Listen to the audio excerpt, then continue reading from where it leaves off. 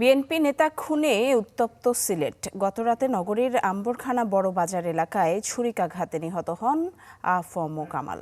জেলা বিএনপির সাবেক স্বাস্থ্য বিষয়ক সম্পাদক ছিলেন তিনি।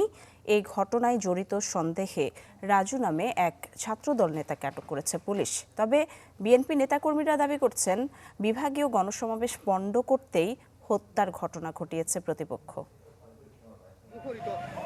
হঠাৎ করে উত্তপ্ত সিলেট। রোববার রাতে নগরীর আম্বরখানা বড়বাজার এলাকায় খুন হন জেলা বিএনপির সাবেক স্বাস্থ্য বিষয়ক সম্পাদক আ.ফ.ম. কামাল। পুলিশ জানায়, তিনি নিজের প্রাইভেট কারে বসেছিলেন। এই সময় মোটরসাইকেলে আসা দুজন ছুরিকাঘাত করে পালিয়ে যায়। পরে হাসপাতালে নেয়ার পথে মারা যান। মরদেহ সিলেট ওসমানী মেডিকেল কলেজ হাসপাতালের মর্গে রাখা হয়েছে। ঘটনার পরপরই হাসপাতালে ছুটে যান বিএনপির নেতাকর্মীরা। দাবি করেছেন, বিভাগীয় সমাবেশ পণ্ড করতেই হত্যার ঘটনা ঘটিয়েছে প্রতিপক্ষ। এদিকে হত্যার খবরে বিভিন্ন এলাকায় বিক্ষোভ মিছিল করেছে নেতাকর্মীরা। আমি মনে করি এই গণসমাবেশ বানচাল করার লক্ষ্যেই তাকে ষড়যন্ত্রমূলকভাবে পরিকল্পিতভাবে তাকে হত্যা করা হয়েছে। স্থানীয় আওয়ামী লীগের দাবি, তাদের ব্যানার ফেস্টুন ভাঙচুর করেছে বিএনপির নেতাকর্মীরা।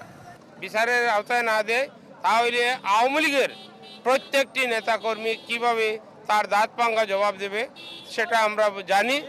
তবে পুলিশের ধারণা, পূর্ব শত্রুতার জেরে এই হত্যাকাণ্ড।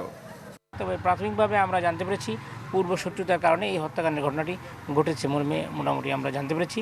আশা করছি খুব শীঘ্রই আমরা এর তথ্য উদ্ঘাটন করতে পারব। অন্যদিকে নির্ধারিত তারিখের একদিন আগেই ১৯ নভেম্বর সিলেটে গণসমাবেশের ঘোষণা দিয়েছে বিএনপি। Desk report, channel 24।